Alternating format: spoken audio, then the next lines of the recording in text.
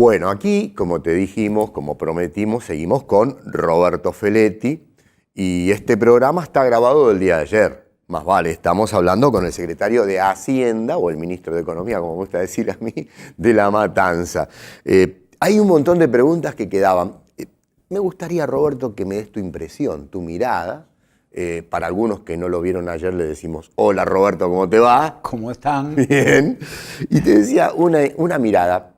Hay grupos del poder económico de este gobierno que han empezado a desenroscarse y están planteando, con mucha dureza algunos, otros no tanto, un cambio. Hay una discusión por poder y por poder económico. ¿Cómo estás leyendo políticamente esto que tiene que ver en medio de esa caída que decíamos ayer que no se detiene? Y bueno, ahí hay una gran situación en el poder económico tradicional de la Argentina, el poder más local, si querés llamarlo, de agresión que ha sufrido el gobierno. Digamos, la causa de la fotocopia de los cuadernos es un pasa no pasa del Estado de Derecho, ¿no? Es como hay una ruptura del Estado de Derecho, hay infinidad de testimonios que circulan de empresarios muy importantes de la Argentina que fueron sentados de prepo a firmar una confesión bajo amenaza de ir a la cárcel.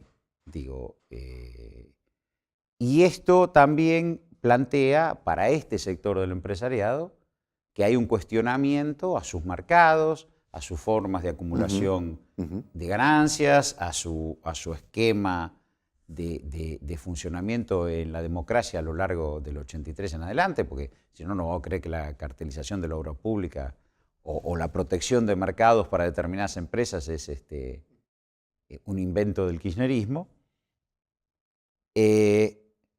Y estos empresarios hoy han tomado fuerte distancia del gobierno nacional. ¿Por qué? Porque el gobierno nacional ha instalado una forma de acumulación que es primaria, agro, minería, energía, y una parte de las finanzas.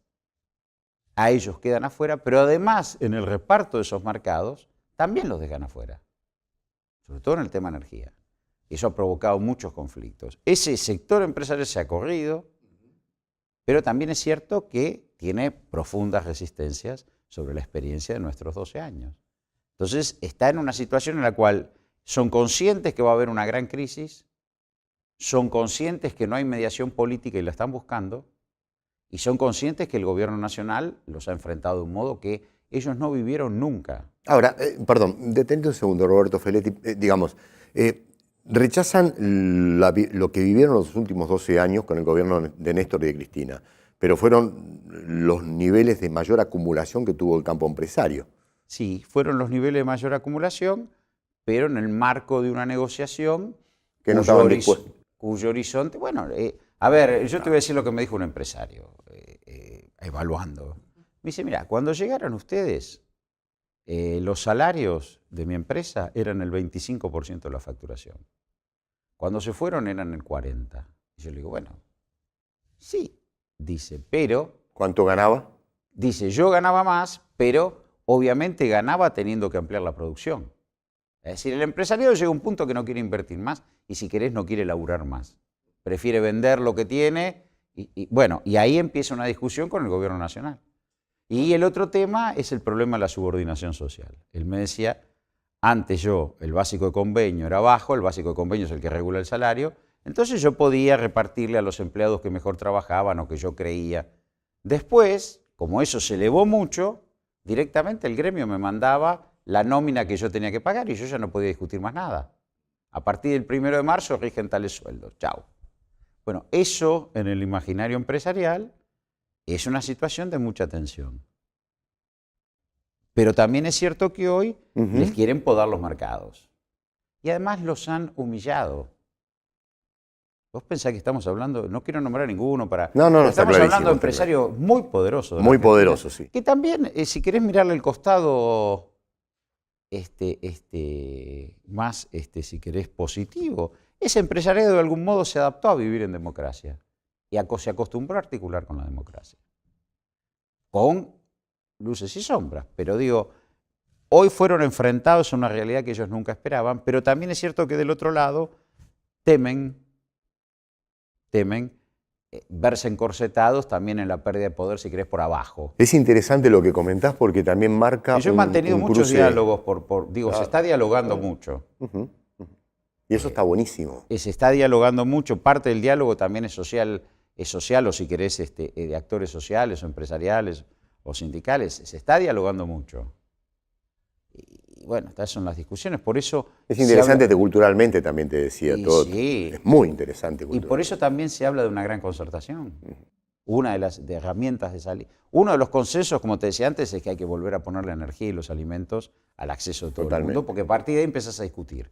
Y otro es que tiene que haber una gran concertación donde vos tengas no solo los precios de corto como la tasa de interés, el dólar, los insumos difundidos, sino también tenés que empezar a pensar procesos de inversión. Si tuviéramos que hacer una autocrítica en nuestro gobierno, no acompañamos el proceso de inversión. Los empresarios reinvertían sus utilidades, nosotros no financiábamos, digamos, prácticamente. Hubo algunas iniciativas del Banco Nación y demás, pero digamos como fuerza, ¿no?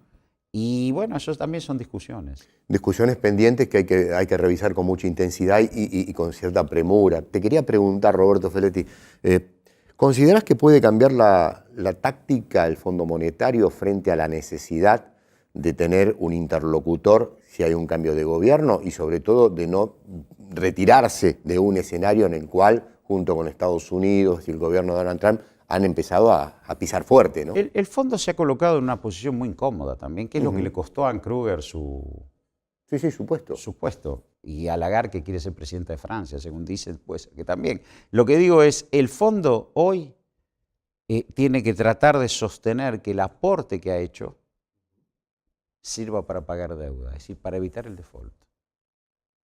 Si el aporte que ha hecho sirve para la fuga de capitales, que es lo que está reclamando el gobierno, estamos en un problema. Claro, totalmente. Serio. Totalmente. Si logramos que ese aporte se calce con el fondo para desinteresar a los acreedores privados y podemos discutir con el fondo un horizonte, que es lo que se viene barajando como opción, bueno, es una posibilidad. Ahora, si el fondo sigue dando plata y esa plata se va a pagar las LELIQ, primero tuvimos la bomba de la LEVAC, que le costó la cabeza a Caputo, que se fueron 15.000 millones de dólares. Porque no es que es poco, no es que vos decís, bueno, sí, es un negocito. No, son 15.000 millones de dólares. Y ahora van a gastar 10.000 en pagar otra especulación financiera que armaron con las LELIQ. Con una deuda descomunal que una deuda descomunal. Bueno, si el fondo permite eso, estamos en un problema, el fondo y nosotros.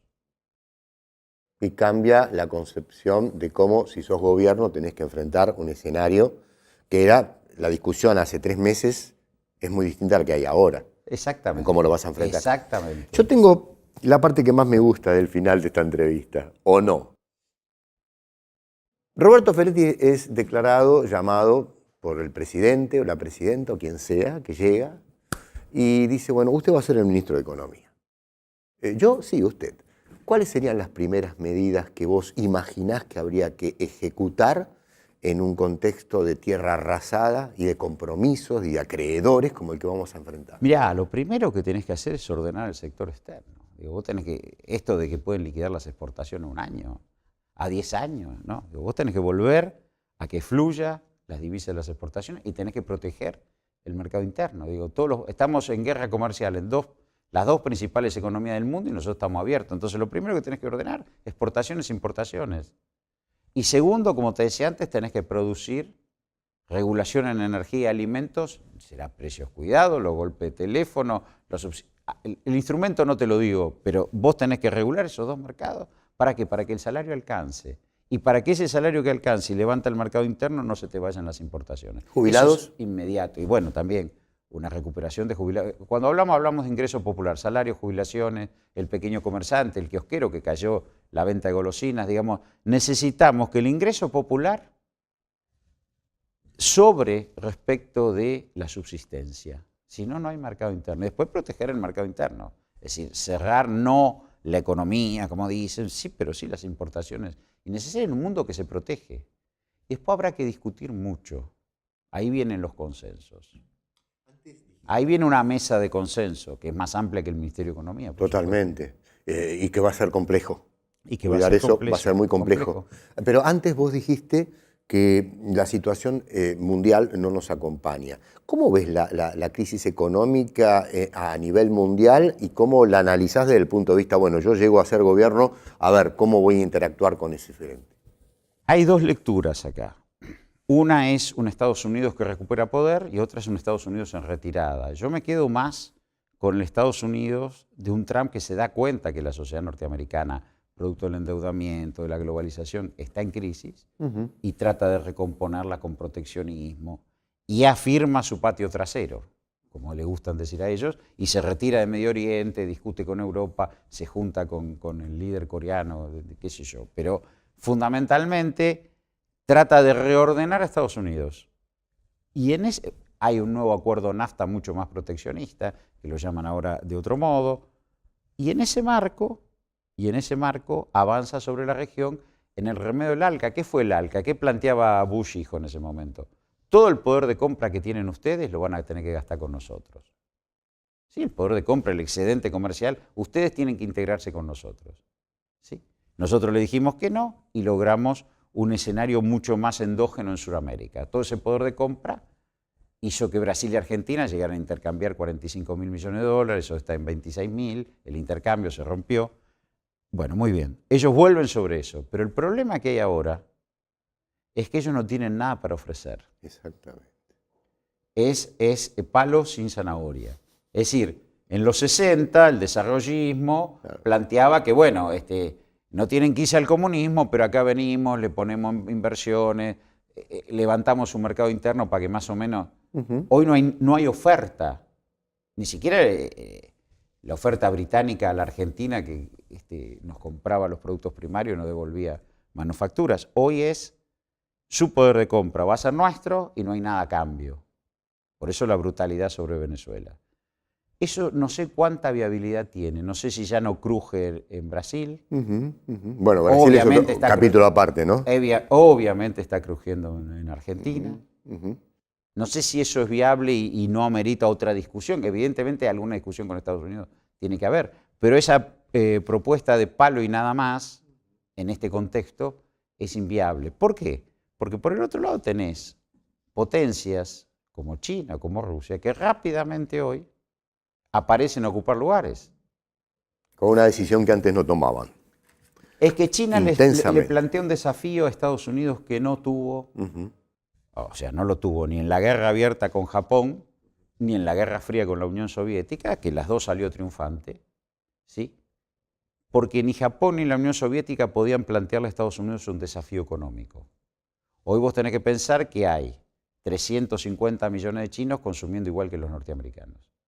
Eso no pasaba en la Unión Soviética y ni pasaba en Japón. Es interesante lo que están marcando y me China desafía en el terreno norteamericano. En el terreno norteamericano.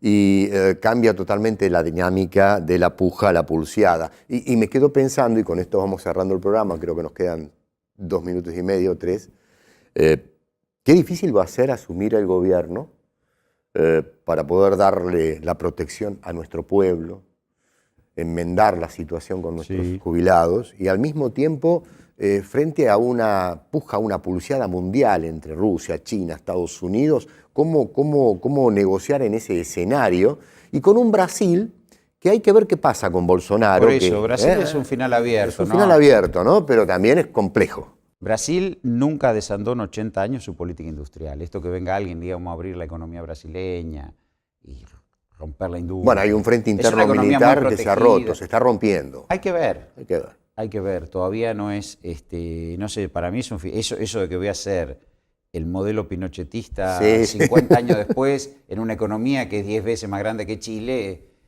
es difícil plantearlo. Una amiga acaba de sacar un libro, vamos a hablar de ella luego, sobre por qué los pueblos, lo voy a decir brutalmente, por qué los pueblos se suicidan. Yo no creo, es polémico esto, ¿no? Pero hay algo también de cierto y tiene que ver con la política cultural, que es el elemento de presión que maneja el poder para llevar al pueblo también hay que discutir en los movimientos nacionales y populares los errores, que normalmente no se discuten nunca. Totalmente de acuerdo. Siempre decimos vamos a hacer una autocrítica, nunca se hace, pero digo también... Se aprende mucho de eso. También, a ver, el tema de Brasil y Argentina que le dieron esos 15 años a Sudamérica impensados, porque en realidad fueron esas dinámicas de Lula, Totalmente. de Cristina, de Néstor, digo, también hubo errores ahí en todo ese proceso, en el nuestro y en el de los brasileños. En lo económico, en la comunicación, bueno, hay que discutir. Bueno, algunas discusiones sobre eso hay que dar. Porque hoy estás construyendo un frente que a lo mejor hubiera sido muy útil, y ese frente se va a construir porque los pueblos no se suicidan. Pero hubiera sido muy útil 5 años atrás, a lo mejor. Está bien, no se puede hacer análisis contrafácticos. Ahora vamos hacia adelante. Bueno, pero hay que reflexionar pero sobre alguna esto. reflexión, cuando vos arrancamos esta conversación, yo te dije, mira, yo en La Matanza estoy aprendiendo mucho de algunos errores que hemos cometido. Vamos a hablar de La Matanza, pero en otro momento. Me están haciendo seña como que ya se terminó. Es una lástima, yo tenía ganas de seguir charlando. ¿Vas a volver por acá? Cuando vos invites, como siempre. Gracias. Roberto Feletti, en Cara y Seca, lo que hay detrás de la información. A ustedes, hay tanto para sacar de conclusiones, se abrió un montón, ¿no? ¿Qué les parece? ¿Nos reencontramos mañana? Sí, a la hora señalada. Chau, gracias.